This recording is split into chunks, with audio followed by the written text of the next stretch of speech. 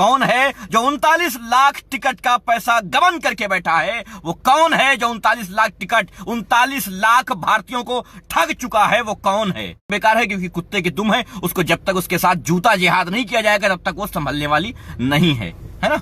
वो संभलने वाली नहीं है जब तक उसके साथ जूता जिहाद न किया जाए। हमने आपको बताया था जूता जिहाद शुरू कर दीजिए ताकि मीडिया सुधर जाए, है ना? यानी 5 लाख लोगों की आवाज अगर विनय दुबे ने उठाई है, उनकी जो भूखे थे, उनकी जो मजदूर थे, उनकी जो मजलूम थे, है कि सरकार गरीबों की दुश्मन है। अब जब गरीबों के साथ आप बोलेंगे तो आप भी सरकार के दुश्मन होंगे। यही हो गया ना? तो विनय दुबे को यहीं फंसाया गया है। सभी को सलाम, नमस्कार, आदाब, सत श्री अकाल, जय हिंद, जय भारत। भारत वो जो 137 करोड़ लोगों का देश है। भारत वो नहीं जो अंधभक्तों का अड्डा है। मैं अंधभक्तों के अड्डे की बात नहीं कर रहा हूं, बल्कि मैं उस भारतवर्ष की बात कर रहा हूं जहां 137 करोड़ लोग हैं और सबसे ज्यादा जनसंख्या इसमें गरीब मजदूर की है। मैं उस देश की बात कर जो देश बाबा साहब भीमराव अंबेडकर साहब का है। मैं उस देश की बात नहीं कर रहा हूं जहां पर एक प्रधानमंत्री को ही देश समझ लिया जाए। मैं उस देश की बात बिल्कुल नहीं कर रहा हूं जिस देश में फ्लाइट से विदेशियों को मंगा लिया जाए या अमीरों को मंगा लिया जाए और गरीबों पर लाठियां बरसाई जाए। मैं उस देश की बात नहीं कर रहा हूं। जय उस देश की कर रहा हूं जो किसान प्रधान है। मैं उस देश की बात कर रहा हूं। विनय दुबे, आप सब जानते हैं विनय दुबे को, सोशल मीडिया एक्टिविस्ट, राजनीतिक मामलों में अपनी राय रखने वाला, या यूं कहा जाए थोड़ा सा राजनीतिक जैसा भी। लेकिन बात यह है कि कल उसके जिस मामले पर उसे गिरफ्तार किया गया, क्या उस मामले में वो दोषी था या नहीं? सवाल ये उठता है कि जिस मामले में उसे अरेस्ट किया गया है, क्या उस मामले में यह दोषी था या फिर उसे अरेस्ट करने का बहाना ढूंढा जा रहा था? सवाल ये उठता है। विनय दुबे का जो स्टेटमेंट मीडिया दिखा रही है, विनय दुबे का जो पोस्ट मीडिया दिखा रही है, जहां तक मीडिया ने दिखाया, सिर्फ मैं मीडिया की बात करूंगा, मीडिया ने जो दिखाया है वो ये दिखाया है कि विनय दुबे ने भारत सरकार को धमकाया था, धमकी दिया था कि अगर 14 को खुलने के बाद 15, 16, 17, 18 तक रेलवे विभाग लोगों को उनके घर पहुंचाने का काम नहीं शुरू करता है, या सरकार नहीं शुरू करती है, रेलवे विभाग नहीं खुलता है, बसें नहीं खुलती हैं, रोडवेज नहीं खुलती हैं और लोगों को अपने घर नहीं पहुंचाया जाता है, तो 20 तारीख को हम पैदल यात्रा उत्तर प्रदेश और बिहार के 1 लाख लोगों को लेकर के पैदल निकल पड़ेंगे। ये मीडिया दिखा रही है जो विनय दुबे का स्टेटमेंट है। 20 तारीख याद रखिएगा, 20 तारीख को पैदल निकल चलूंगा, राइट? कल तारीख थी 14, अब बात 20 तारीख की थी। भीड़ 14 को रेलवे स्टेशन पे हुई थी। हालांकि रेलवे स्टेशन का कोई जिक्र नहीं किया था विनय दुबे ने कि हम उस रेलवे स्टेशन से गुजरेंगे, उस रेलवे स्टेशन पर इकट्ठा होकर के वहां से आगे बढ़ेंगे, ऐसा कोई नहीं किया था। कोई एक अड्डा नहीं बनाया था कि उस अड्डे पर इकट्ठा होंगे उसके बाद आगे बढ़ेंगे, कुछ नहीं बताया था। जहां पर भीड़ इकट्ठा हुई वहां पर रेलवे स्टेशन था। जाहिर है दूसरे प्रदेशों के लोग जब रेलवे स्टेशन पर 14 तारीख को पहुंचते हैं, 14 तारीख को, 20 तारीख को नहीं, 14 तारीख को पहुंचने वाले इस्लाम भाई, 14 तारीख को पहुंचते हैं, मतलब साफ है कि 14 तारीख को पहला लॉकडाउन समाप्त होने की बात थी। तो 14 तारीख को रेलवे स्टेशन पर वो भीड़ इकट्ठा हुई जो अपने घरों को जाना चाहती थी। फिर विनय दुबे कैसे इसमें दोषी ठहराया जाता है? पहली बात। दूसरी बात, हया करो। दूसरी बात, रेलवे विभाग 39 लाख बुकिंग करने वाला रेलवे विभाग, जिसने 15 तारीख से 39 लाख टिकट बुक कर चुके थे, यानी 15 तारीख से बुकिंग स्टार्ट नहीं थी, बुकिंग स्टार्ट पहले ही हो चुकी थी, उसी लॉकडाउन में बुकिंग हो रही थी जिसमें सारी वेबसाइटें बंद थी, उसमें फ्लाइट बुक नहीं कर सकते थे। लेकिन आप उस लॉकडाउन में अपने घर में बैठ करके रेलवे की टिकट बुक कर सकते थे अपने घर वापस जाने के लिए। 39 लाख टिकट बुक हो चुके थे। 15 तारीख से ट्रेन चलने की बात कही गई थी। रेलवे विभाग द्वारा एक एडवाइजरी भी जारी की गई, लिखित में है। संजय सिंह ने, अभी आम आदमी पार्टी के सांसद संजय सिंह ने उसे पढ़कर सुनाया है। मैं अभी पोस्ट कर दूंगा, आप सुन लीजिएगा, पढ़ लीजिएगा, सेव कर लीजिएगा, महफूज कर लीजिएगा। बाकायदा उसमें लिखा हुआ है कि 15 तारीख से ट्रेनें चलेंगी। जब 15 तारीख से ट्रेनें चलेंगी और एडवाइजरी जो दी है वो ये है कि आपको 4 घंटे पहले रेलवे स्टेशन पर आना होगा ताकि आपकी स्क्रीनिंग हो सके, आपके टेस्ट हो सके। उसके बाद आपको रेल से आपको ट्रेन से आपके घर छोड़ा जाएगा, यानी कि एक अड्डे से दूसरे अड्डे पे छोड़ा जाएगा, एक प्रदेश से दूसरे प्रदेश पे छोड़ा जाएगा। ट्रेन अपना बखूबी काम निभाएगी जिस तरीके से पहले ट्रेनें अपना काम निभा रही थी। बुकिंग पहले से जारी थी। मेरे पास कुछ टिकट मौजूद हैं जो पहले से ही बुक कर लिए गए थे और अब वो कैंसिल कर दिए गए हैं रेलवे विभाग द्वारा। लेकिन अभी तक पैसा प्राप्त नहीं हुआ है। उन लोगों को जिन्होंने अपने टिकट बुक किए थे उनको पैसा प्राप्त नहीं हुआ है, रिफंड नहीं मिला है। बस सिर्फ और सिर्फ कैंसिल का एक मैसेज आ गया है कि आपका टिकट कैंसिल हो गया है लॉकडाउन के चलते।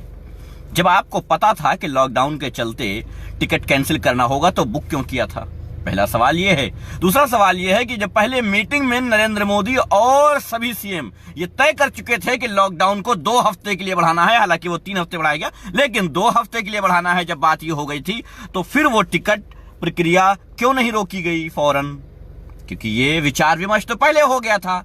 ये डायलॉगबाजी तो 14 को दिया है नरेंद्र मोदी ने, लेकिन पहले विचार विमर्श हो गया था, पहले मंथन हो गया था कि हमें इस लॉकडाउन को और बढ़ाना है। तो फिर ये टिकट क्यों नहीं रोके गए थे?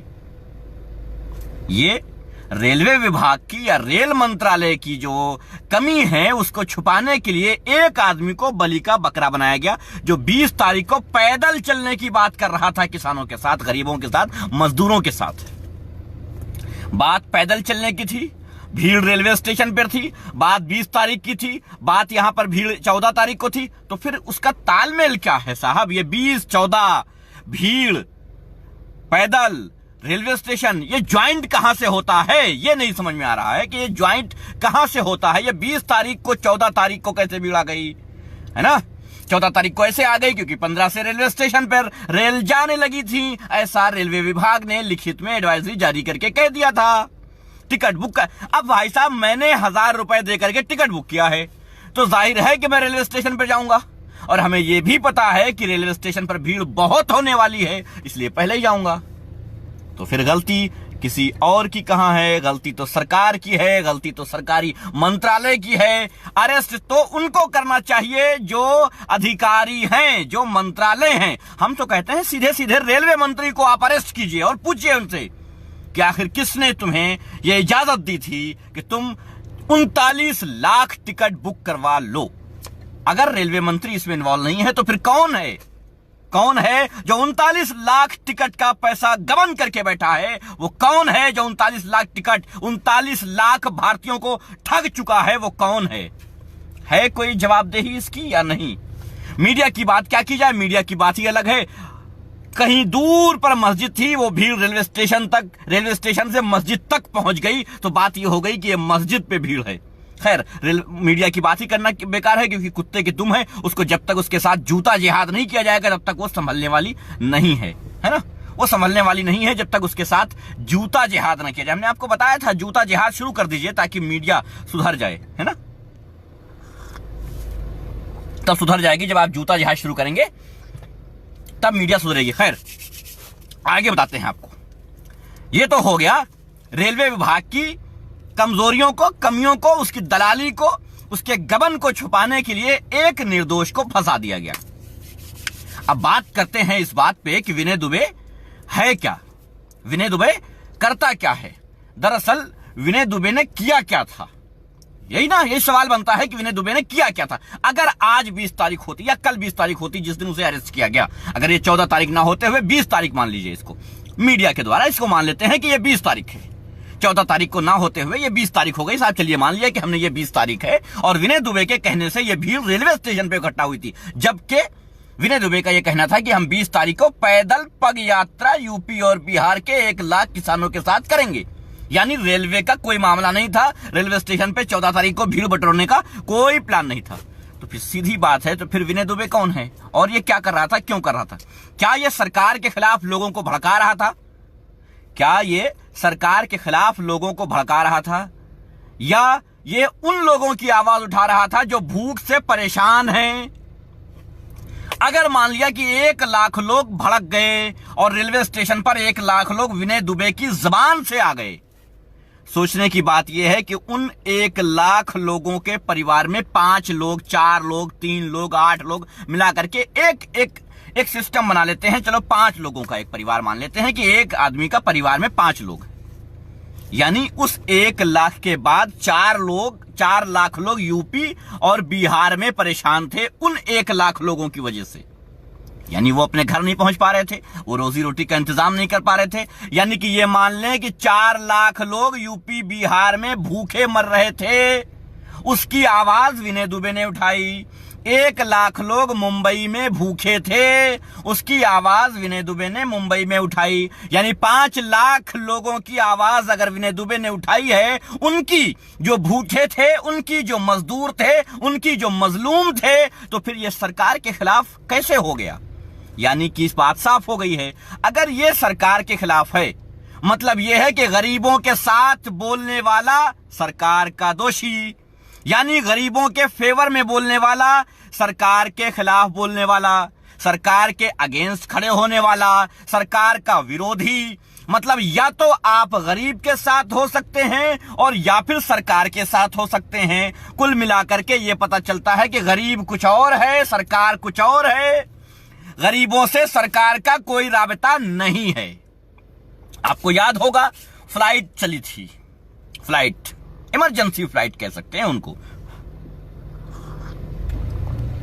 अगर उनको कहा जाए तो ये कह सकते हैं कि सर्जिकल स्ट्राइक की गई थी, विदेशों से सर्जिकल स्ट्राइक करके उन लोगों को लाया गया था जो किसी पॉलिटिशियन के संपर्क में रहते हैं। यही है ना भाई। हमें तो किसी ने नहीं कहा कि चलिए साहब भारत चलिए आप, हमने तो नहीं देखा है, जितना टिकट का पैसा वो देते उतना ही हम देते, तो हमसे तो किसी ने नहीं कहा। मतलब ये कुल मिलाकर के कि उन विदेशियों को कह रहा हूं, समझ रहे हैं क्यों? क्योंकि विदेशी ही हैं वो, क्योंकि सारा पैसा देश से ले जाकर के विदेश में खर्च कर रहे हैं और हम विदेश से लेकर के देश में पहुंचा रहे हैं, मतलब समझ रहे हैं ना। तो वो हो गए विदेशी, वो विदेश में प्रॉफिट दे रहे हैं विदेशी सरकारों को और हम विदेश से कमा करके देश को दे रहे हैं, तो हम हो गए देसी और वो हो गए विदेशी। ठीक है, चलते हैं। हमसे किसी ने नहीं कहा कि साहब आप चलिए, टिकट आपको भी देना है, आप दीजिए टिकट और चलिए इंडिया। हमसे नहीं कहा, कहा उनसे जो किसी पॉलिटिशियन के संपर्क में थे, किसी पॉलिटिशियन के औलादों में से थे, परिवार में से थे, खानदान में से थे या दोस्ती में से थे, उनसे कहा गया। और उनके लिए सर्जिकल स्ट्राइक जैसी एक मुहिम छेड़ी गई जो भारत सरकार के अधीन होती है। बगैर भारत सरकार के सिग्नेचर के कोई भी मुल्क से एक आदमी नहीं आ सकता है। फ्लाइट तो बहुत दूर की बात है साहब, फ्लाइटें भर के आना बहुत दूर की बात है। एक बंदा नहीं आ सकता है जब तक भारत सरकार का अप्रूवल ना हो। तो फिर इतने लोग विदेशों से लाए गए सरकार के अप्रूवल के साथ, राइट भाई। बगैर सरकार के अप्रूवल के तो नहीं हो सकता ना। अगर ये मान लीजिए कि बगैर सरकार के अप्रूवल के इतनी बड़ी तादाद में विदेशों से लोग पहुंच गए, तो ये भारत सरकार का फेलियर है कि इतनी बड़ी तादाद में विदेश से लोग भारत कैसे पहुंच गए। तो भारत सरकार कहेगी नहीं साहब मेरी मर्जी से आए हैं, यही कहेंगे ना, मेरी मर्जी से आए हैं, बगैर मेरी इजाजत के नहीं आ सकते, यही है ना। ठीक है, मान लिया आपकी इजाजत के बगैर नहीं आ सकते। सब कुछ बताता हूं, काहे को चिंता कर रहे हैं भैया, काहे को चिंता कर रहे हैं, इतनी चिंता ना करें, सब बता देंगे हम। काहे को चिंता कर रहे हैं? ईरान में कितने संपर्क में थे, सऊदी में कितने संपर्क में थे, अमेरिका में कितने संपर्क में थे, सब बताएंगे। चिंता ना करें आप, चिंता ना करें। खैर आगे बढ़ते हैं। गरीब किसान 1 लाख मुंबई में, तकरीबन इतनी, दिल्ली में रख लीजिए तकरीबन इतनी और राष्ट्र प्रदेशों में समझ लीजिए। कुल मिलाकर के 4-5 लाख मजदूर किसान जो मजदूर हैं, गरीब हैं, वो भारत के ही किसी कोने में मजदूरी कर रहे थे और वहीं पर रह गए। भारत में ही पहुंचाना था, उसके लिए हमारे पास कोई सर्जिकल स्ट्राइक नहीं थी। जबकि उनको भेजने के लिए हम एक ट्रेन में 1000 अगर सीट हैं तो हम उसमें 5000 भर देते, तब भी काम चल जाता। लेकिन हमने ऐसा नहीं किया। हमारे पास बजट था मगर हमने नहीं किया। मतलब कुल मिलाकर के सरकार ने यह सोच लिया है कि गरीब है उसको नीचे दबने दो, अमीर है उसकी मदद करो। टैक्स कौन देता है? सब। एक साबुन की टिकिया खरीदते हो, टैक्स जाता है। फिर मामला क्या है साहब? टैक्स तो बराबर का देते हैं, तो फिर हमारे बारे में कौन सोचेगा? और हमारी आवाज उठाने वाले इस्लाम जावेद भाई, हमारी आवाज उठाने के लिए कौन आएगा? और जो आएगा वो सरकार का दोषी पाया जाएगा। मतलब ये कि अगर आपने गरीब की बात की तो आप सरकार के विरोधी हैं। मतलब कुल मिलाकर के ये कि दुश्मन का दोस्त दोस्त होता है और दुश्मन का दोस्त दुश्मन होता है ना? अब भाई आप मेरे दुश्मन हैं, मान लीजिए सरकार है और हमारी दुश्मन है, अब हमारे जो दोस्त होंगे वो उनके दुश्मन। तो कुल मिलाकर के ये होता है कि सरकार गरीबों की दुश्मन है। अब जब गरीबों के साथ आप बोलेंगे तो आप भी सरकार के दुश्मन होंगे। यही हो गया ना? तो विनय दुबे को यही फंसाया गया है। बाकी प्रूफ है हमारे पास इसके, अगर चाहें तो आप ले सकते हैं, चिंता ना करें, हम इसके लिए तैयार हैं। जय हिंद।